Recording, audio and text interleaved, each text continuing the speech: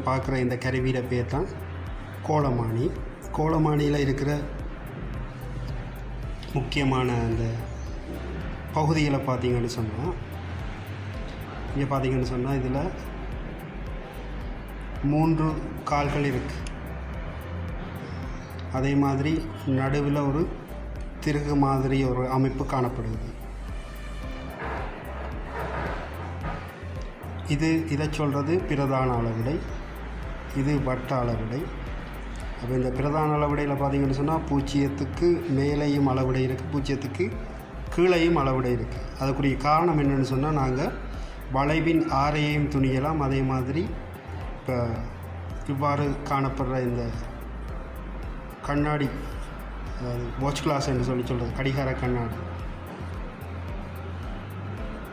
இதனுடைய இந்த வளைவினாரையும் துணியலாம். அதே மாதிரி இந்த ஆழத்தையும் நாங்கள் துணியக்கூடிய மாதிரி இருக்குது. அப்போ இப்படி வளைவினாரை எடுக்கக்குள்ள இது கிடைமட்டத்திலேருந்து இது மேலே உயரப்போகுது. இது பார்த்திங்கன்னு சொன்னால் கிடைமட்டத்திலேருந்து கீழே போகுது. அப்போ அதுக்காகத்தான் இந்த அளவிடையில் பூஜ்ஜியத்துக்கு கீழையும் மேலேயும் சரி சமனான அளவீடுகள் காணப்படுது. அதே போல் இதில் பார்த்திங்கன்னு சொன்னால் பூஜ்ஜியம் தொடக்கம் 10, 20, 30, 40, 50, 60 என்று சொல்லி 90, 100 வரைக்குமான வட்ட அளவிடைகள் இங்கே காணப்பட போகுது. அப்போ இதில் பார்த்திங்கன்னு சொன்னால் 3 கரைக்கால்கள் காணப்படுகிறது. இதை சொல்கிறது நடுத்திருகுன்னு சொல்கிறது. இது வட்ட அளவிடை என்றது இது பிரதான அளவிடை. அப்போ இங்கே நாங்கள் இந்த கோலமானியை பாவித்து நாங்கள் வளைவின் அறைகளை துணியக்கூடிய மாதிரி இருக்கும். அதே மாதிரி சிறிய தடிப்புகளையும் அளக்கக்கூடிய மாதிரி எங்களால் இருக்க போகுது. முதலாவது கோலமானியை பொறுத்தவரையில் கோலமானியினுடைய இழிவெண்ணிக்கை எவ்வாறு அமைய போகுதுன்னு சொன்னால், நுண்மானி திருகு கணிச்சில் நாங்கள் பார்த்தனாங்க பொறியுடை தூரத்தின் கீழ் அந்த வட்ட அளவிடை என்று சொல்லி நாங்கள் பார்த்தனாங்க.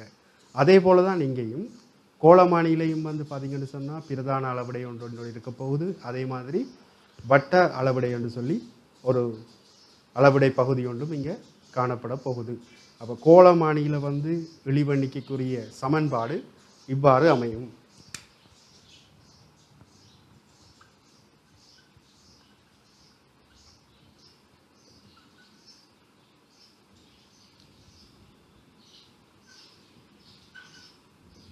குறியிடை தூரத்தின் கீழ் வட்ட அளவிடை.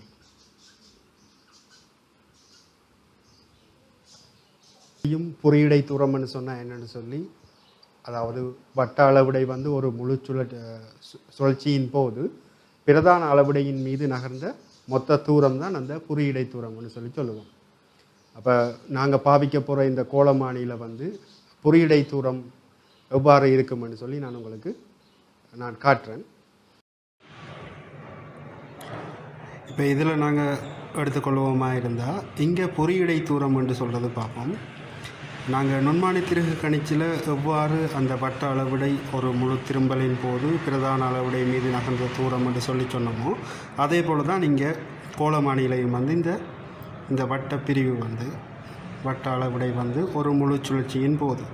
அப்போ இங்கே பார்த்திங்கன்னு சொன்னால், இங்கே இப்போ இந்த பூஜ்ஜியம் கிட்டத்தட்ட பூஜ்ஜியத்துக்கும் 1க்கும் இடையில் இருக்கின்ற மாதிரி வச்சுருப்பான். சரியா? அப்போ இந்த வட்ட அளவிடை ஒரு முழு சுழற்சியின் போது பிரதான அளவிடை மீது எவ்வளவு தூரம் நகர்ந்திருக்கு.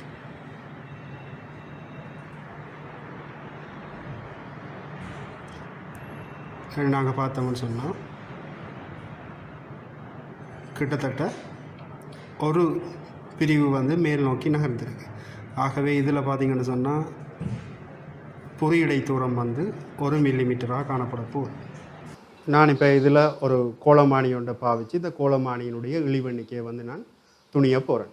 அப்போ இதில் இருக்கிற வட்டப்பிரிப்பில் இருக்கிற மொத்த வட்டப்பிரிப்புகளோட எண்ணிக்கை எவ்வளவுன்னு பார்த்தீங்கன்னு சொன்னால், பூஜ்ஜியம் தொடக்கம் பார்த்தீங்கன்னு சொன்னால் 10, 20, 30, 40 சொல்லி அதிகரித்து கொண்டு 90, 100. அப்போ இந்த வட்டப்பிரிப்பில் இருக்கிற மொத்த வட்டப்பிரிவுகளோட எண்ணிக்கை பார்த்தீங்கன்னு சொன்னால் 100ஆக காணப்படுகிறது.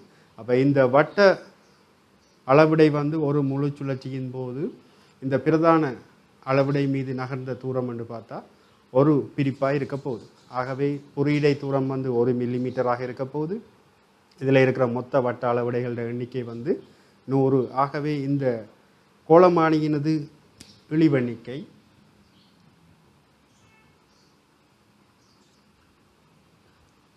குறியீடை தூரம் 1 மில்லிமீட்டர், அதில் இருக்கிற மொத்த வட்ட பிரிப்புகளோட எண்ணிக்கை 100. ஆகவே 0.01 மில்லிமீட்டராக இங்கே காணப்பட போகுது நான் இந்த பாவிச்ச இந்த கோளமானியினது இழிவெண்ணிக்கை. கோளமானியில் அடுத்ததாக வாசிப்பு எடுக்கிறதுக்கு நாங்கள் பாவிக்கிற சமன்பாடு. கோளமானியில் வாசிப்புக்கு எடுக்கிறதுக்குரிய சமன்பாடு வாசிப்பு சமன் பிரதான அளவிடையின் வாசிப்பு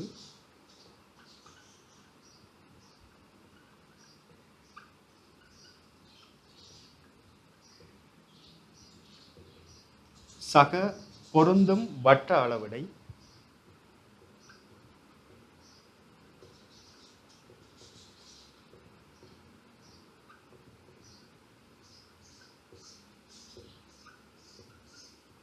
தர இந்த கோளமானியினுடைய இழிவெண்ணிக்கை.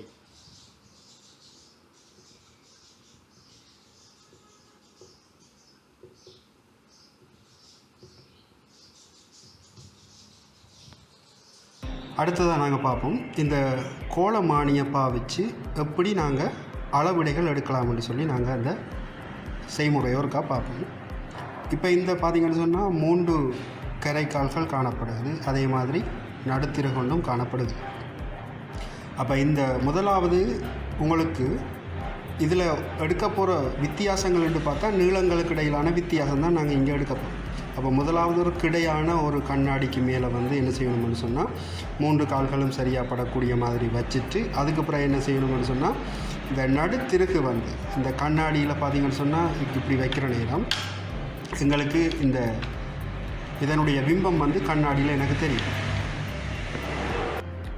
இப்போ நாங்கள் இந்த கிடையான ஒரு கண்ணாடி தட்டுக்கு மேலே இந்த கோளமானியை வச்ச மாதிரி இருந்தால் இந்த கோளமானியினுடைய இந்த பிம்பம் வந்து இந்த கண்ணாடி தட்டில் தெரியுது. இதில் வடிவாக பார்த்தீங்கன்னு சொன்னால் உங்களுக்கு தெரியும். அப்போ என்ன செய்ய போகிறீங்கன்னு சொன்னால் இப்போ முதலாவது வந்து எல்லா கால்களும் வந்து ஒரே கிடைமட்டத்தில் இருக்கக்கூடிய மாதிரி செப்பம் செய்யணும். அப்போ நீங்கள் என்ன செய்யணும்னு சொன்னால் இந்த நடுத்திருக வந்து அதனுடைய பிம்பம் மேற்பொருந்தக்கூடிய மாதிரி என்ன செய்ய போகிறீங்கன்னு சொன்னால் இந்த நடுத்திருக வந்து சுற்றி கொண்டு இருக்க போகிறீங்க. அப்போ சுற்றுற நேரம் நடுத்திருகு வந்து அந்த கண்ணாடி தட்டை நோக்கி போக போகுது.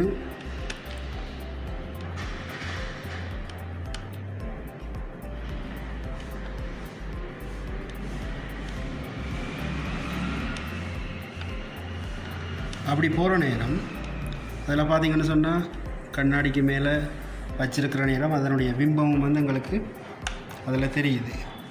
இப்போ அந்த கண்ணாடி தட்டில் தெரிகிற பிம்பத்தினுடைய நுனியும் இந்த நடுத்திருகினது நுனியும் வந்து ஒன்றோடொன்று மேற்பொருந்துற மாதிரி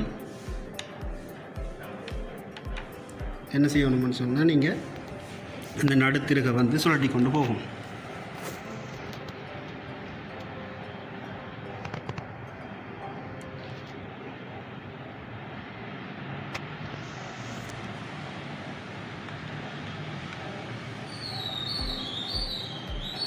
இப்போ இங்கே பார்த்திங்கன்னு சொன்னால் அந்த பிம்பம் தெரியுது உங்களுக்கு. அந்த பிம்பத்தினது நுனியும் அந்த நடுத்திருகினது நுனியும் வந்து ஒன்றோடொன்று மேற்பொருந்தக்கூடிய மாதிரி இருக்கும்.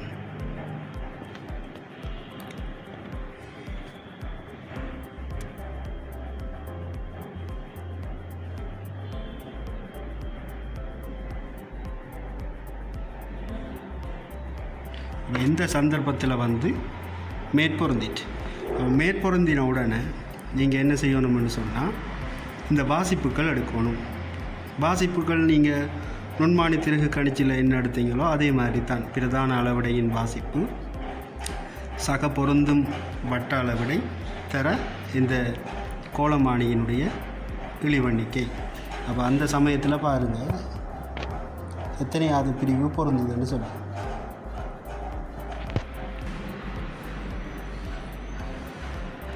அப்போ இது வந்து 0க்கும் 1க்கும் இடையில் வந்து காணப்படுகிறது. அப்போ நாங்கள் இதை வந்து 0 எடுப்போம்.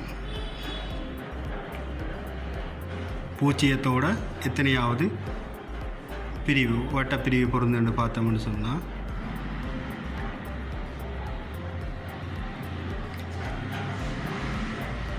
25வது பிரிவு பொருந்து பாருங்கள்.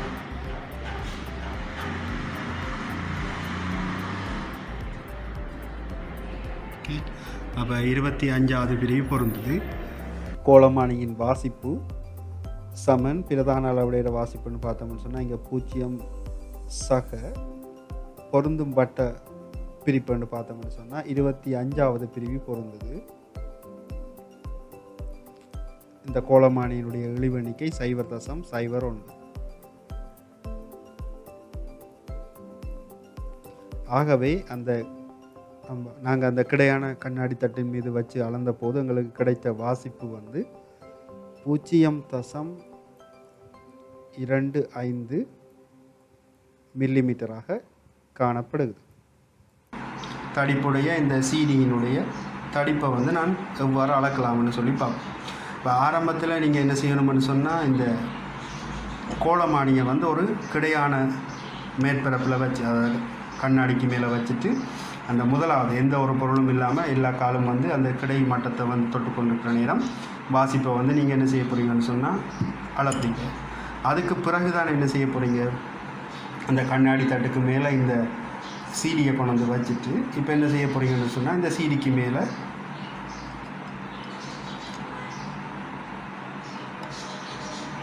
இந்த கோலமானியை வைக்க போகிறீங்க. அப்படி வைக்கிற நேரம் இங்கே பார்த்தீங்கன்னு சொன்னால் இங்கே என்ன நடக்க போகுதுன்னு சொல்லி பாருங்கள். இப்போ இந்த 3 கரைக்கால்களும் வந்து ஒரே கடை மட்டத்தில் இருக்குது. இந்த நடுத்திருகு மட்டும் அந்த நடுவில் இருக்கிற இந்த தாழ்வான பகுதிக்கு வந்து நகரப்போகுது. அப்படி நகர்ற நேரம் இந்த இதனுடைய வாசிப்பை பார்த்தீங்கன்னு சொன்னால்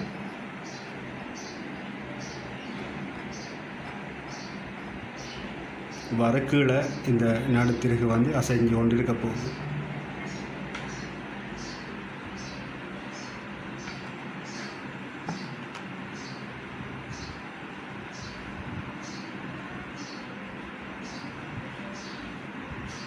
அப்போ இதுக்கும் கண்ணாடி தட்டுக்கு மேலே தான் நீங்கள் வச்சு செய்யணும். அப்போ தான் அந்த நடுக்காலினுடைய முனை வந்து அதனுடைய பிம்பத்தோடு மேற்பொருந்துகிற மாதிரி இருக்கணும். ஸோ அப்போ இங்கே பார்த்தீங்கன்னு சொன்னால் இங்கே வாசிப்பு எனக்கு கிடைக்கப்பெற போது 0க்கு கீழே உள்ள அந்த வாசிப்பு. அப்போ நான் முதல் விளங்கப்படுத்திக்கல சொன்னேன்னா எண்ணத்துக்காக அந்த 0க்கு மேலேயும் கீழையும் 2 வாசிப்புகள் காணப்படுதுன்னு சொல்லி, மேலே இருக்கிறத வந்து நடுக்கால் மேலெழுந்த உயரத்தை காண்றதுக்கு காண்டினாங்க. இது வந்து இப்போ அந்த சீடியினுடைய தடிப்பு, அதாவது கிடைமட்டத்தை விட்டு கீழே இறங்கி இருக்க போகுது. ஆகவே இங்கே தடிப்புன்னு பார்த்தா பிரதான அளவுடைய வாசிப்பு இதில் பார்த்தீங்கன்னு சொன்னால் 1 2வது பிரிவோடு அந்த வட்டப்பிரிவு இருக்குது. ஆகவே 2 மில்லிமீட்டர்.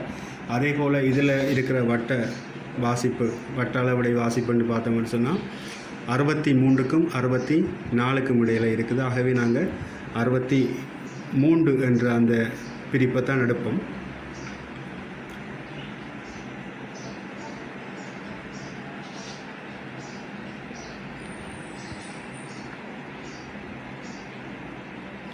ஆகவே இங்கே எனக்கு வாசிப்புக்குரிய சமன்பாட்டில் நான் கொண்டே பிரதியிடுவனாக இருந்தால் வாசிப்பு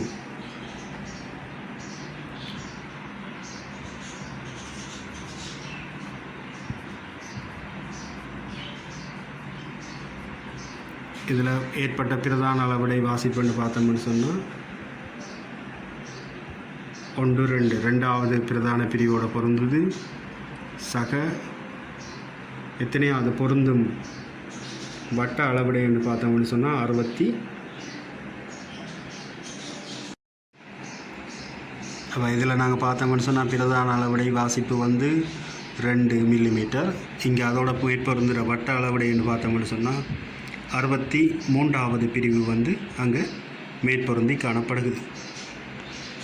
ஆகவே எனக்கு வாசிப்புக்கான தொடர்பு எனக்கு கிடைக்கப்பெற போது பிரதான அளவுடை வாசிப்பு சக பொருந்தும் வட்ட அளவுடை 63 தர இழிவெண்ணிக்கை 0.01.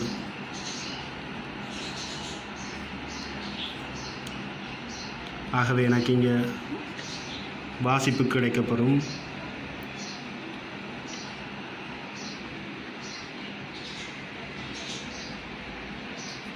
2 சக 0.63.